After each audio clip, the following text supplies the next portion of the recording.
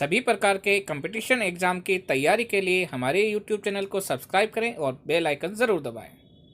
Hello friends, मैं हूं राम प्रकाश प्रजापत और आप देख रहे हैं आपका अपना YouTube चैनल फ्री कंसेप्ट। दोस्तों, आज के वीडियो में हम इंस्ट्रूमेंटल मेथड ऑफ एनालिसिस के बेसिक कंसेप्ट के बारे में डिस्कस करेंगे। वीडियो को अंत तक पूरा देखें जिससे कि आपके सारे कंसेप्ट क्लियर हो सके। वीडियो के अंत में आपसे एक गोल्डन क्वेश्चन पूछा जाएगा जिसका आंसर कमेंट बॉक्स में अवश्य लिखें। दोस्तों, आपका एक लाइक या एक कमेंट हमारे अंदर फिर से नए टॉपिक बनाने के लिए हमें एक नई एनर्जी प्रोवाइड करता है, तो वीडियो को लाइक करना ना भूलें। ये गोल्डन क्वेश्चन का आंसर कमेंट बॉक्स में अवश्य लिखें। तो चलिए यहाँ से आज कुछ नया सीखते हैं।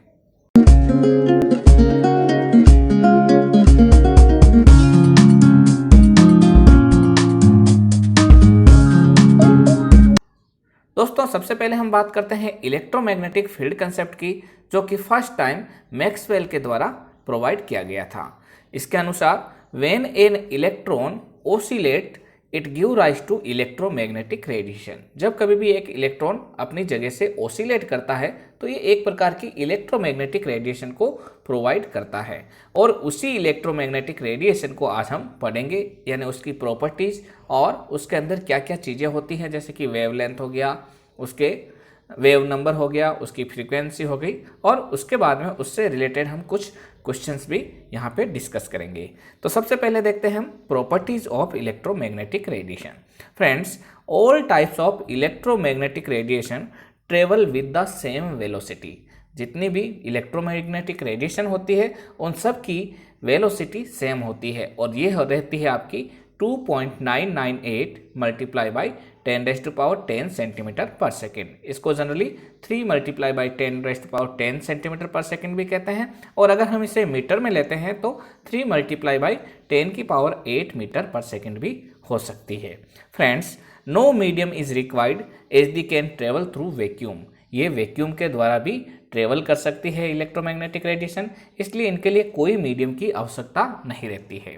अगर हम बात करें इनकी एनर्जी के बारे में, जिससे रिलेटेड कई बार क्वेश्चंस एग्जाम में पूछे जाते हैं, energy of an electromagnetic radiation E is equal to होता है एच न्यू या फिर hc/λ। वहाँ पे अगर हम देखें तो nu is equal to frequency of electromagnetic radiation, और ये आपकी होती है साइकिल पर सेकेंड के अंदर। इसी तरीके से H आपका रहता है प्लैंक्स कांस्टेंट, जिसकी वैल्यू होती है 6.626 मल्टीप्लाई बाई 10⁻⁻27 अर्ग सेकेंड। इसी तरीके से C यहाँ पे रहेगा आपका वेलोसिटी ऑफ इलेक्ट्रोमैग्नेटिक रेडिएशन, और हमने पहले ही बताया था कि इलेक्ट्रोमैग्नेटिक रेडिएशन की velocity 2.998 multiply by 10⁻10 centimetre per second होती है, जो वैल्यू यहाँ पे हमें फॉर्मूले में पुट अप करनी है। एंड लेमडा की बात करें तो ये होता है आपका वेवलेंथ, और ये भी आपकी सेंटीमीटर में ही होती है। तो फ्रेंड्स, जब कभी भी हम इस फॉर्मूले में कोई वैल्यूज ले रहे हैं, तो अगर वेवलेंथ को सेंटीमीटर में ले रहे हैं तो C यानी वेलोसिटी ऑफ EMR को भी हमें सेंटीमीटर पर सेकेंड में ही लेना है, और प्लैंक्स कांस्टेंट को अर्ग सेकेंड में लेना है। नेक्स्ट देखते हैं, EMR are characterized by their wavelength, frequency and wave number. हर एक इलेक्ट्रोमैग्नेटिक रेडिएशन का अपना पर्टिकुलर वेवलेंथ होता है, फ्रीक्वेंसी होती है, और उसका एक वेव नंबर होता है। तो चलिए देखते हैं कि वेवलेंथ, फ्रीक्वेंसी और वेव नंबर क्या होते हैं। फ्रेंड्स, अब हम देखते हैं वेवलेंथ के बारे में। तो सबसे पहले वेवलेंथ, जिसको हम बोलते हैं lambda, it is distance between successive maxima और मिनिमा इन ए वेव। जैसे कि ये आपकी वेव आ रही है, तो इसमें जो मैक्सिमा है यानी दो क्रस्ट है उनके बीच की डिस्टेंस, वो क्या कहलाएगी आपकी वेवलेंथ। इसी तरीके से अगर दो ट्रफ है नीचे वाले, तो उनके बीच की डिस्टेंस वो आपकी उस वेव की वेवलेंथ रहेगी। यानी wavelength is the distance between two crest और डिस्टेंस बिटवीन टू ट्रफ।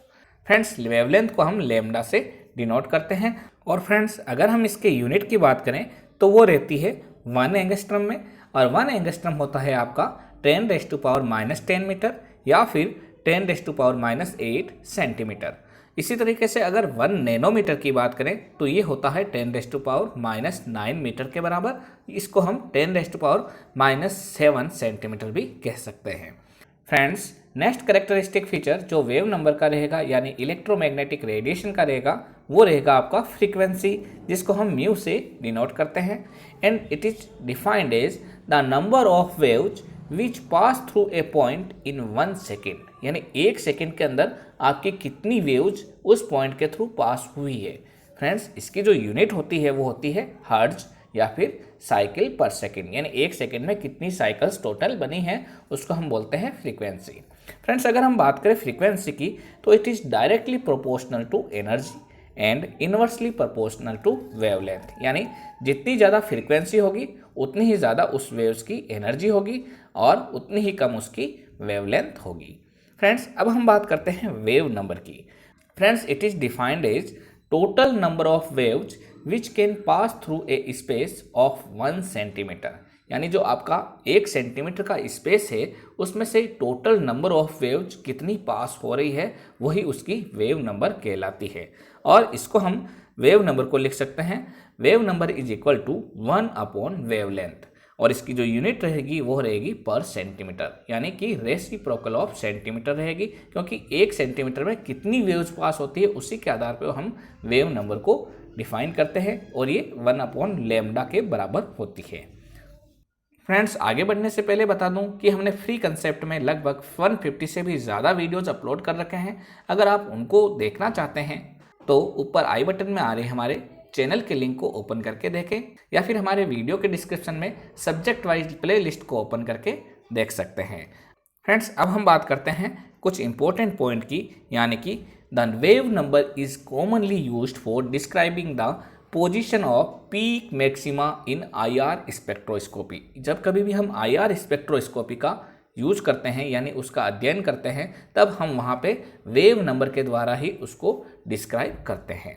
अब हम देखते हैं कुछ इंपॉर्टेंट क्वेश्चंस जो इस बेसिक कंसेप्ट से रिलेटेड हैं और कई बार एग्जाम में अलग अलग तरीके से पूछे जाते हैं। तो सबसे पहले क्वेश्चन देखते हैं, question 1, if the wavelength of a radiation is 2.5 micrometre then find out the corresponding wave number, यानी उसने क्वेश्चन में वेवलेंथ दे रखी है इलेक्ट्रोमैग्नेटिक रेडिएशन की 2.5 माइक्रोमीटर और उन्होंने पूछा है कि इसका वेव नंबर कितना होगा। तो फ्रेंड्स, इसका अगर हम सॉल्यूशन निकालें तो कुछ इस तरीके से रहेगा। फ्रेंड्स, अगर हम बात करें वेवलेंथ यानी कि लैम्डा की, तो वो यहाँ पे वैल्यू दे रखी है 2.5 माइक्रोमीटर, यानी कि 2.5 मल्टीप्लाई बाई 10⁻⁻6 मीटर। और अगर हम इसे सेंटीमीटर में कन्वर्ट करते हैं तो सेंटीमीटर में कन्वर्ट करने के लिए हमें 10⁻⁻2 से डिवाइड करना पड़ेगा और ये वैल्यू हो जाएगी आपकी 2.5 मल्टीप्लाई बाई 10⁻⁻4 सेंटीमीटर। फ्रेंड्स, अगर हम इस वैल्यू को फॉर्मूले में के अंदर पुटअप करते हैं तो वेव नंबर हमें मालूम है कि वेव नंबर होता है 1 अपॉन वेवलेंथ इन सेंटीमीटर, और इसको हम पुटअप कर देंगे फॉर्मूले के अंदर तो आपकी वैल्यू रह जाएगी 1 अपॉन 2.5 मल्टीप्लाई बाई 10⁻⁻4 सेंटीमीटर। क्योंकि जो फॉर्मूले में वैल्यू दे रखी है वेवलेंथ की उसको सेंटीमीटर में लिया गया है, तो यहाँ पे हमने लैम्डा को पहले मीटर के में कन्वर्ट किया है, उसके बाद में उसको सेंटीमीटर में कन्वर्ट किया है। जब हम इस वैल्यू को सॉल्व करते हैं तो हमारा आंसर आता है 4000 पर सेंटीमीटर, यानी कि अगर किसी इलेक्ट्रोमैग्नेटिक रेडिएशन की वेवलेंथ 2.5 माइक्रोमीटर है तो उसका वेव नंबर रहेगा आपका 4000 पर सेंटीमीटर। नेक्स्ट देखते हैं हम अगला question, question number 2, find the frequency range of visible light, यानी जो विजिबल लाइट होती है उसकी फ्रीक्वेंसी की रेंज कितनी होती है। फ्रेंड्स, आगे आने वाले वीडियोस में हम सारी इलेक्ट्रोमैग्नेटिक रेडिएशंस की वेवलेंथ रेंज को पढ़ेंगे और हमें मालूम है कि विजिबल लाइट की वेवलेंथ रेंज होती है आपकी 3800 एंगस्ट्रम से लेके 7600 एंगस्ट्रम। तो the corresponding frequency range can be calculated as, अगर हम बात करें सबसे पहले 3800 एंगस्ट्रम वेवलेंथ की फ्रीक्वेंसी के बारे में, तो उसको हम लिख सकते हैं 3800 multiply by 10⁻⁻8 centimetre. Friends, formula होता है आपका फ्रीक्वेंसी का, frequency is equal to C upon lambda, जहाँ पे सी होती है उसकी वेलोसिटी ऑफ लाइट और वो हमें मालूम है 2.998 multiply by 10⁻10 centimetre per second होती है। तो यहाँ पे हम 3800 एंगस्ट्रम वाली वेवलेंथ की फ्रीक्वेंसी को भी निकाल सकते हैं, यानी कि हम म्यू की वैल्यू फाइंड आउट कर सकते हैं सी और लैम्डा की वैल्यू पुटअप करके। फ्रेंड्स, यहाँ पे आपकी सी की वैल्यू सेंटीमीटर पर सेकेंड में है तो हमें लैम्डा की वैल्यू भी सेंटीमीटर में ही रखनी पड़ेगी। तो यहाँ पे आपका हो गया mu is equal to 2.998 multiply by 10⁻10 centimetre per second upon 3800 multiply by 10⁻⁻8 centimetre. और इसको अगर हम सॉल्व करते हैं तो हमारा आंसर आता है 7.88 मल्टीप्लाई बाई 10⁻14 पर सेकेंड। फ्रेंड्स, इसी फ्रीक्वेंसी को हम फर्दर हर्ट्ज में भी कन्वर्ट कर सकते हैं, क्योंकि साइकिल पर सेकंड इज इक्वल टू होता है आपका 1 हर्ट्ज, और ये आपकी वैल्यू हो जाएगी 7.88 मल्टीप्लाई बाई 10⁻14 हर्ट्ज, या फिर 7.88 मल्टीप्लाई बाई 10⁻8 मेगा हर्ट्ज। इसी तरीके से फ्रेंड्स हम बात करें lambda is equal to 7600 angstrom की, जिसकी हमें फ्रीक्वेंसी फाइंड आउट करनी है। फ्रेंड्स, जब हम लेमडा इजकल टू 7600 एंगस्ट्रम लेते हैं तो सबसे पहले उसको कन्वर्ट करेंगे सेंटीमीटर में, तो आपकी वैल्यू रहेगी 7600 multiply by 10⁻⁻8 centimetre. Friends, further हम जब इसकी वैल्यू पुटअप करेंगे फॉर्मूले के अंदर, यानी mu is equal to C upon lambda के अंदर, तो आपकी कुछ इस तरीके से कैलकुलेशन रहेगी, यानी 2.998 multiply by 10⁻10 centimetre per second upon 7600 multiply by 10⁻⁻8 centimetre. और इसको सॉल्व करने पे जो आपकी वैल्यूज आएगी वो रहेगी 3.94 मल्टीप्लाई बाई 10⁻14 पर सेकेंड। यानी कि इसको हम हर्ज और मेगा हर्ज में कन्वर्ट करते हैं तो आपका आंसर रहेगा 3.94 मल्टीप्लाई बाई 10⁻14 हर्ज, या फिर 3.94 multiply by 10⁻8 megahertz. Friends, इसी तरीके से अगला क्वेश्चन देखते हैं, यानी क्वेश्चन नंबर 3।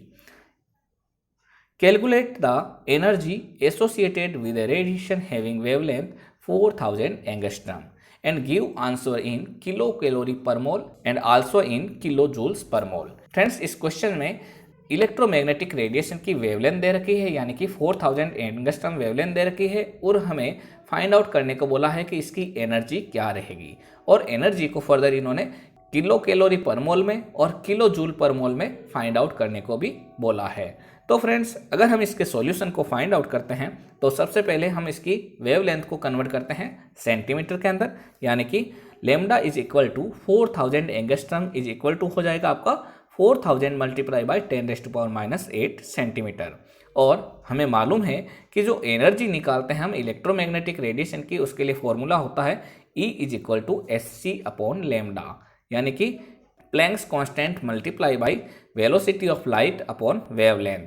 तो जब हम प्लैंक्स कांस्टेंट और वेलोसिटी ऑफ लाइट की वैल्यूज रखेंगे, यानी कि 6.628 multiply by 10⁻⁻27 erg second and 2.998 multiply by 10⁻10 centimetre per second की वैल्यू रखी जाएगी, और लेमडा इज इक्वल टू रखेंगे 4000 मल्टीप्लाई बाई 10⁻⁻8 सेंटीमीटर। तो आपकी जो वैल्यू आएगी वो रहेगी एनर्जी की, energy is equal to 4.968 multiply by 10⁻12 ergs. Friends, अगर हमें इसी एनर्जी को कन्वर्ट करना है किलो कैलोरी पर मोल के अंदर या फिर किलो जूल्स पर मोल के अंदर, तो हमें सबसे पहले अवोगैड्रो नंबर की वैल्यूज़, यानी कि 1 मोल की वैल्यूज़ मालूम होनी चाहिए, और वो होती है 6.023 मल्टीप्लाई बाई 10⁻23। फ्रेंड्स, हम जानते हैं कि 1 कैलोरी होती है 4.18 मल्टीप्लाई बाई 10⁻7 अर्ग, और 1 किलो कैलोरी होती है आपकी 4.18 मल्टीप्लाई बाई 10⁻10 अर्ग।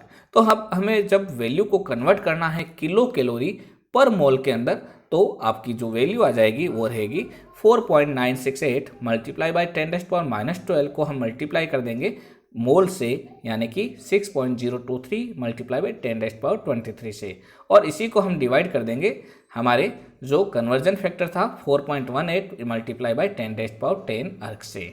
तो जो आपका आंसर आ जाएगा वो रहेगा 71.6 kilo calorie per mole. Friends, अगर हमें आंसर को किलो जूल्स पर मोल में फाइंड आउट करना है तो हमें पहले फाइंड आउट करना होगा कि 1 किलो कैलोरी के अंदर कितने किलो जूल होते हैं। तो वो होते हैं आपके 4.184 किलो जूल, या फिर हम कह सकते हैं कि 1 जूल इज इक्वल टू होता है आपका 10⁻7 अर्ग्स। तो friends, in kilo joule energy आपकी हो जाएगी 71.6 किलो कैलोरी पर मोल को हम मल्टीप्लाई कर देंगे 4.184 से, तो आपका आंसर हो जाएगा 299.5 किलो जूल्स पर मोल।